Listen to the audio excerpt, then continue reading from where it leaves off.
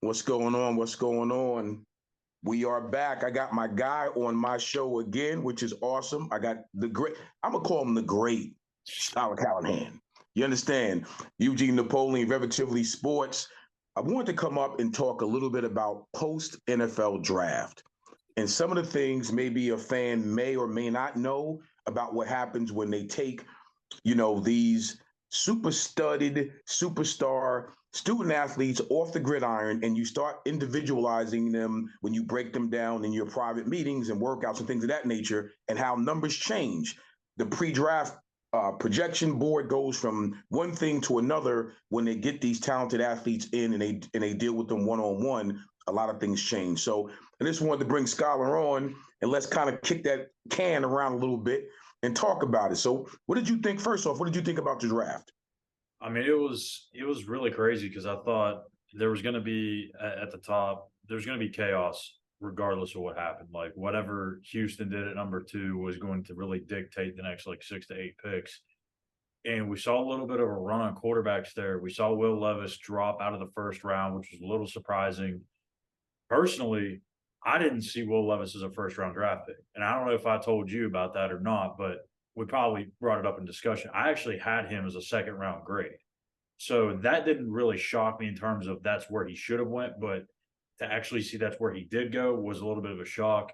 I love Anthony Richardson's potential, and I think if he can get to Indy, not be forced into action and actually sit and learn, I think the Colts may have hit a home run there with Anthony Richardson. But then obviously I can't not talk about Bryce Young, right? I mean, obviously I cover the Panthers, so Bryce Young his IQ is just out of this world, and I think his processing speed is like it just sets him apart from everybody else in this draft. But more importantly, we all know how good he is as a player, Right. and but the one thing that really stood out to me is the person that Bryce is.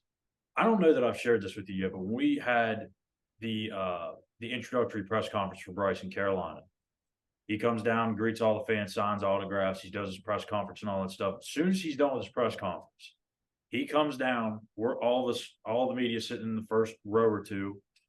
He goes down and starts to shake everyone's hand and introduces himself. Like we don't know who he is, but it was pretty cool to see that Bryce actually took the time to meet every single media member, shake their hand, and kind of have that official start to a relationship that may last the next decade. So I thought that was really, really cool. A nice touch by Bryce. And really, it wasn't just a, hey, I'm Bryce. Hey, I'm Bryce. Hey, like he literally sat there or stood there, looked you in the eyes, and said a couple words too. It was really cool.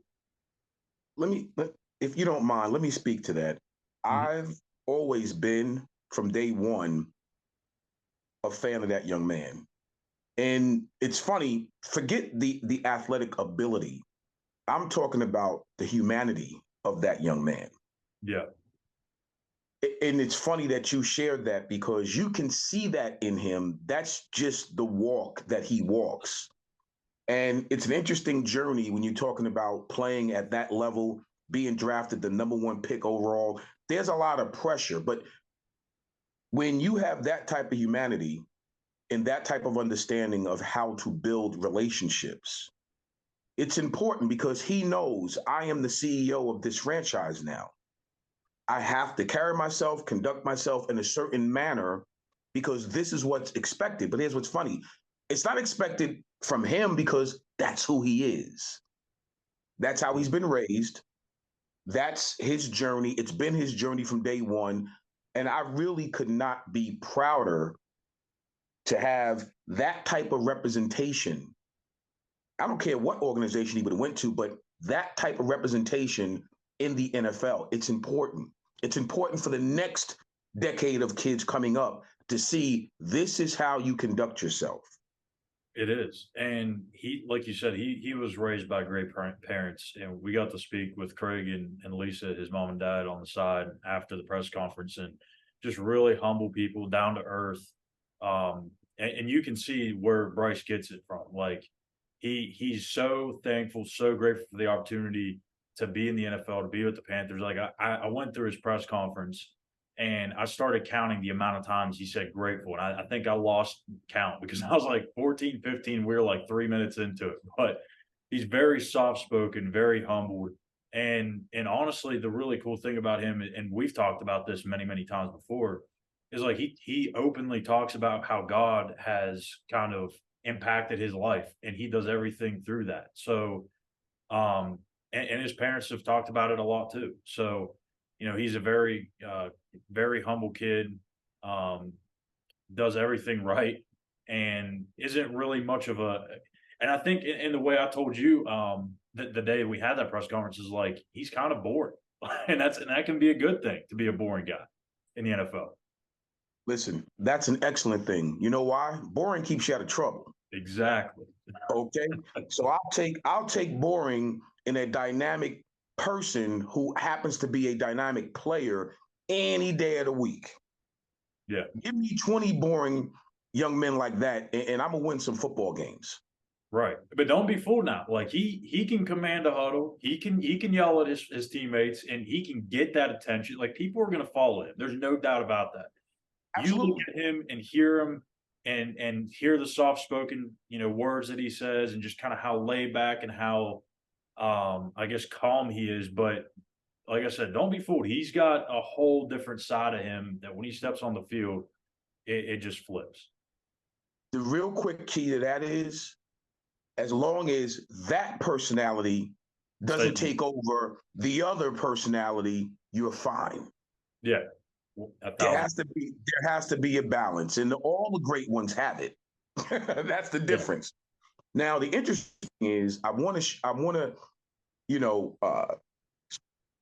talk about our Mountaineers who were blessed to get the opportunity to be in the league. One was drafted, one was not.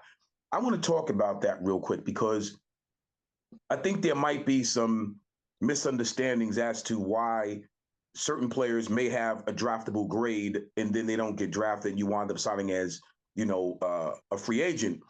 And nevertheless, the bottom line is if you're given an opportunity to get a shot, a lot of times it's really all you need.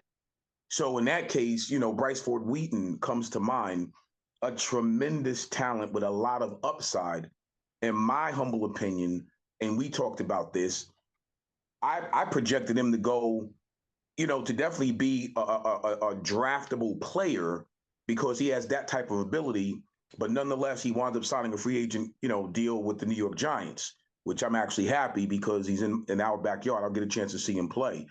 And I'm speaking that into existence because he may turn out to be one of the best receivers if given a real opportunity. He might be one of the better receivers on that team, turn out to be that even throughout his rookie year. So what do you think? What do you think? I was somewhat shocked that he did not get drafted. Like we were talking about before the show, like the amount of kids that come out of college that have these freakish traits of speed, height, vertical jumping ability, like you see it all the time. And those kids have inconsistencies or have drop issues or whatever if they're a receiver. Bryce isn't the first one. For him to go undrafted, it just kind of blows my mind. So like I don't know why he went undrafted. I thought there was a chance this may happen. And I thought the same with Dante Stills, to be honest with you, more so because for him, he's a little bit of a tweener. We don't really know how he fits and where he fits in the NFL in terms of what defense. But either one of them I thought was going to get drafted. But I think this is a good opportunity for Bryce, and maybe it may have been a blessing in disguise because when you get undrafted, there's going to be a chance for you to pick where you go instead of being picked where you go. and he had that opportunity to kind of scan the market. I'm not sure if he had other offers out there. I'm sure he did. He was listed as a priority free agent from several people I've talked to around the league. And I mean, it goes to show what the amount of money he signed. I mean, he signed more money. He signed for more money than a guy on the practice squad makes throughout an entire season. So if that doesn't tell you the level of confidence that the Giants have in Bryce, I don't know what else does. So I mean, they've got a loaded receiver room. They do. They've got like 5 or 6 guys deep that are probably locks to make the roster. Brian Daboll is a guy that likes to really spread the wealth in his offense. They carried 7, I believe, to start the Right. year last year. So there is a chance. And with his ability to play special teams, I think he's going to have a chance to make some noise in the preseason and maybe sign. Here's the thing that's interesting about that before we talk about, Dante. The thing is, I think fans, again, as I started off the show by saying, sometimes if you don't really understand the process, you kind of get lost in all of that and you get emotional about, well, he did this in college, it should translate to the next level. The thing is, all of that is good until you get your individual time with these teams that are really looking at all the other things. And you don't know what their matrix are. You don't know what those measurables are. You don't know every piece has to fit the way that they want it to fit if they're going to draft you. Okay, for whatever reason, I felt Bryce is one of these young people who did a lot of things well enough to be drafted. But then all of a sudden, you go and do your individual workout with some of these teams and you go and you talk to them, and all of a sudden they start to say, well, you know what? We're going to probably grade him here versus here. We're going to look at this measurable and it's going to be here versus here. Now you put all that together in a pot. They have a cumulative score individually on their own that they also have per organization. This is how we look at it. Forget what the scouts at that point, forget what the combine numbers say, forget what his pro day at West Virginia said. This is what we now do behind the scenes that nobody knows. And Yeah. each team has as to how they get to that cumulative score, whether they believe in the scout, they believe in their front. All of that changes when it comes down to this is what we're going to do with our money and with our pick. I am glad that he did go to the Giants because, again, if you look at all the injuries they suffered at wide receiver last year, it was ridiculous. And really, over the last 3 seasons, they've had a lot of issues at that one particular position. So to bring him in, I think that was a really smart move. And let me be clear, as you well know, I'm not a Giant fan. My wife is. She loves the New York Giants and has for many, many, many years. But my point is, I will if he makes that when he makes that roster, I will look at the New York Giants now because he's on that roster. Now let's talk about the man, right? Dante Stills, to me, there was no doubt in my mind that he would be drafted. Like I said, I thought they both would be. But what makes him different, you can pretty much plug him, even though he's considered a tweener.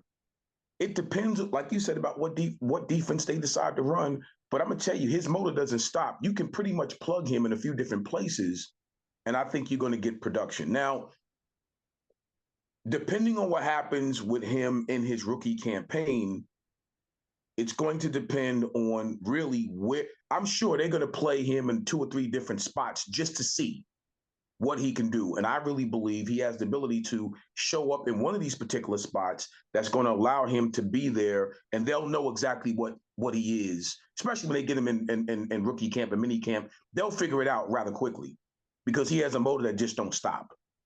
Right. Yeah. I mean, I think the thing with him is they've just got to find a home for him in terms of where he's going to play. I mean, he can play several different techniques, really. I mean, and he's really played a lot of it, and that was really a big factor in him returning. I mean, obviously, when you're a 6th-round draft pick the year before, you probably were an undrafted guy in terms of your grade. Yes. So that's probably another reason why he came back. But another reason why he came back is so that he could show more of his versatility, put that on tape, and show that, hey, I can play this technique, I can play this technique, I can play inside, outside.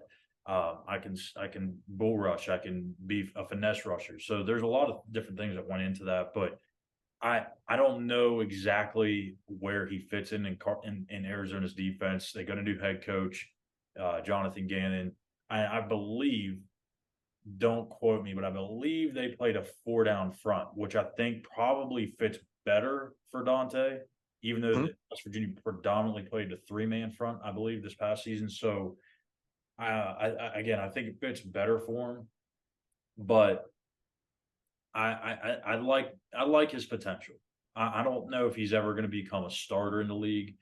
I don't know what his ceiling really is, but when you have versatility like that on the defensive line, like coaches in the NFL, they're going to eat that up. And real quickly back to Bryce, and I just thought of this too, is typically when you get into later rounds, like 6 and 7, and I've had guys tell me like I've heard that agents sometimes will almost hope and fight for their guys to go to fall through the draft because again you can control that situation and you can also demand more money potentially than what you would make as a 7th round draft pick. There's a lot that goes into that, and when you're talking about the weights, and that's what something Frank Reich was telling us last week, was that there's so many different categories that these guys are graded on, and it's all dependent on personality, talent, physical traits, how they study film. There's so many different things that they grade out, but every team sees it differently. One team may look at arm length and say, you know what, we're going to grade that. This is how much we grade that. Someone say this is how much we grade a 3-cone drill. This is how much we grade a dinner with the player. For Bryce Young, the dinner with Scott Fitter and Frank Reich and David Tepper, the owner, was what truly set him apart because he sat there and talked about his daily process and talked about what he does on a daily basis for a workout and everything else. He was 10 minutes into the conversation. He was only on Tuesday. And Frank Reich was just looking at David Tepper like, what is going on? Like, this is crazy. So, like, those things matter. And I don't know what Bryce or Dante's dinners or interactions were like with NFL head coaches, but everything from I've heard has been positive reviews. So I think both kids got a really good chance to at least carve out somewhat of a career in the NFL. I don't know if it's going to be starters, a starting role or backup role, but both of them have a good chance. No doubt about it. Let me sum it up by saying this, which is interesting as well.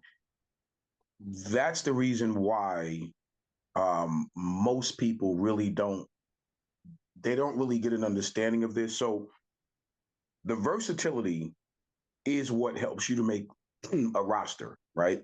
Oh yeah, Same without play versatility, special teams. absolutely. The same versatility is what allows you to carve out your role. So because both of these young men have high ceilings in different things that they can do, there's no doubt in my mind that either both of them will wound up having a really decent career because of that versatility and because of the type of young people that they are. That also that plays into more of their ability than anything else because nowadays you know this because you cover it, right? This is what you do. These front offices don't want to deal with a PR nightmare. The NFL logo don't want to deal with a PR nightmare. If you have a young person that can come in, they have some talent, and they're going to help us win on Sundays and Mondays or whatever, and they're not a PR nightmare, 9 times out of 10, now it's different. Wasn't always that way. But now because we live on our cell phones 24/7. Right. That thing, if somebody says, if they say it's blue and it's really green, that's going to go viral. So now with the front office, I think having a greater understanding of that, they're trying to bring in more character than anything else. And our young men, they have that in spades. So I really believe that's going to also help them along their journey more than not. More now than ever than what it used to be, what it used to be even 5 years ago. We're in a different era, it's a different culture now. And I'm glad that both these young men are being given an opportunity. And listen, man, that West Virginia pride runs deep. It runs deep. So I do believe that um, I'm just so happy for both of them, Dante and for Bryce. I wish them nothing but the best, and congratulations to them and to their families. This is a really great journey for both, and I'm looking forward to watching them both progress at the next level. Yeah, and again, I think what kind of going off of what you're just saying there. I think a lot of these kids that make it to the NFL that are either late draft picks or undrafted, some of them have that chip on their shoulder. Some of them are disappointed, and they let it get to them, and they're never able to break through that. With Dante and Bryce, I think it's completely different. I think Bryce, I don't really know his family all that much. I really don't know them at all, actually. But just from kind of being able to be around him and covering him, going back to, I even went and watched a couple of his high school games down here in North Carolina before he made it up to West Virginia. So I met him years ago. And he just always had that confidence and that kind of it's not like a Baker Mayfield confidence where he exudes it and he shows it. It's a quiet confidence that he knows that he can play. And I think that he knows that he's got a chance to do something special in the NFL. And for Dante, look, he was raised by really good parents. Gary and Janine have both been there supporting him the entire way. Darius as well, his brother, his younger brother, who I believe is coming up. I can't remember if he's in middle school or high school, but either way, I mean, he's got a strong family support, a strong support system, and we all know that's what you need, right? And for him, he's looking at this and saying, like, hey, my brother Darius just had a chance in the NFL, and he's trying to work his way back. He had some unfortunate injuries that kind of messed with that opportunity. He's trying to make a name for not only himself, but to maybe even do it for his brother as well. So I think there's a lot that goes into what these guys are pushing for. And for Dante, I think it's, hey, like, us Stills boys can play. Oh, absolutely. Absolutely. I've been blessed to have been around the Ford family. So where Bryce comes from, he comes from just wonderful stock. They're great people.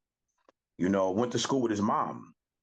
You know what I mean? Tracy. So, like I said, he comes from really great stock. Listen, you can go no further than just talk about his granddad. All right. Garrett Ford, senior. And I was fortunate to be on the same roster and play with Garrett Ford Jr. So again, that legacy of character of people were in which the stock that he was molded from, man, that speaks volumes.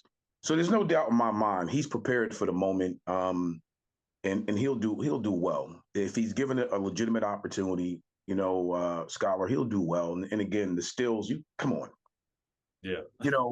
from his, yeah, come on, speaks for itself. So these two in particular, these two young men, they have the mold in which they're coming from that will allow them to seize the moment. So that's why I'm so confident, very confident that they both will do well. And in speaking that real quick, all of the young people who have gotten an opportunity, either whether you're drafted or you signed free agent, deals with franchises, I'm happy for every last one of them. Any time, any opportunity you get to change the trajectory of your family through a sport that we've played as kids, and now you're getting paid millions of dollars to do it, to God be given all the glory, man. That's the blessing.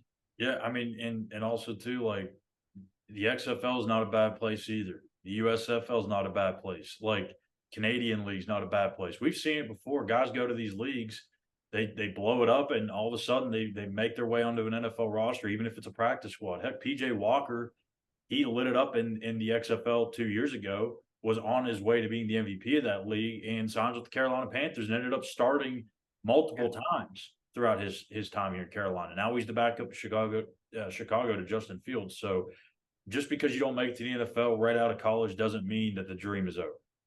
No, absolutely. Absolutely. And the last thing that I want to touch on real quick, what about those huge NFL quarterback contracts? Man, listen. God almighty. Yeah. Now look here. Now they can take a hamburger now and put some cheese on it. They can afford a little bit of cheese and make it a cheeseburger and a large fry with that money. I'm happy for any of those guys that understand their value and they get paid what that value really is. I mean, Yeah. I'm not upset I'm not upset at the Eagles for what they did. I'm not upset at the Ravens for what they did. In my humble opinion, I think both those QBs are worth that money, and it's kind of weird to say that in it's tongue in cheek because you would think that kind of money for playing a sport that we love to play, but when the owners and the franchises are worth what they're worth and they're making the kind of money they're making, if you could afford to pay that out, then again, you got to ask yourself, well, what is the owner's worth and what they're making if you could afford to pay that? So for Yeah. me, that's the reason why I say it that way. They deserve it because the owners could afford to pay it. How about that? Yeah, absolutely. I mean, especially like here in Carolina, like if Bryce Young blows up and is everything they expect him to be, you better believe David Tepper, who is I think now the second richest owner. He was the richest. He's going to shell out a lot of money for it because he wants to win, and he talked about it the night he drafted him. He said the expectation is that we win Super Bowls, not Super Bowl, a Super Bowl, Super Bowls.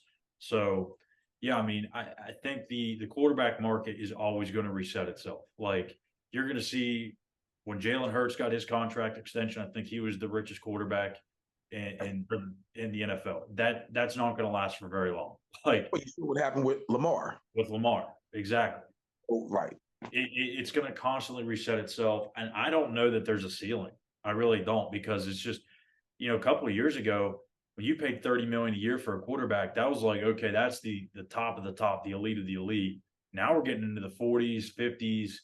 Pretty Right. soon it's going to be 60, 70, 80, and it's never going to stop. The question for me is when are the tight ends going to get paid? Because these dudes get passed up like crazy. Now we see a couple outliers here and there, but for the most part, these tight ends, they're not getting paid like receivers. And to me, they should be paid maybe even more than some of these receivers because they're asked to do more than just catch the ball. They're blocking too, and these dudes are elite at it. Like I think at some point we have to, or not we, but NFL owners and GMs, they have to get to a point where they realize the true value of the tight end and start paying them more money because they deserve it. Oh, listen, I agree 100%. I think that's going to happen when they start to figure out, and again, the type of offense that you're in, if you really are predicated and you're working that particular tight end, that position has higher value in your particular offense and your scheme. I think that's going to take care of itself once they start to figure that out. Now, because remember, there's a lot of teams that don't use tight ends. Yeah. You know what I mean? It's just not in their scheme. And if they do, they bring him in for blocking downs or whatever the case may be. But for those teams that really value that position, when that guy gets paid the kind of money that he deserves, I think that's going to trickle down to some of these other teams. Yeah. George But Kittle, Travis Kelce, Kyle Pitts, those types of guys, they tremendous, need to get paid more than what they're being paid. no doubt. No, they're tremendous talents, and you can see it because those are the teams that they're typically winning and they're typically fighting for a championship year in and year out. That's that, and that where to place that value when you look at their offense because it's usually their tight ends that they're running it through. Yeah. So I agree. Listen, man, I appreciate you, buddy. Thank you for jumping on, man. This has been Absolutely. awesome. This has been Yeah, awesome. So, absolutely. No, brother. listen, I'm Eugene Napoleon. This is Relatively Sports with Moore, with the great one, Schuyler Callihan. I appreciate you, buddy. No problem, brother.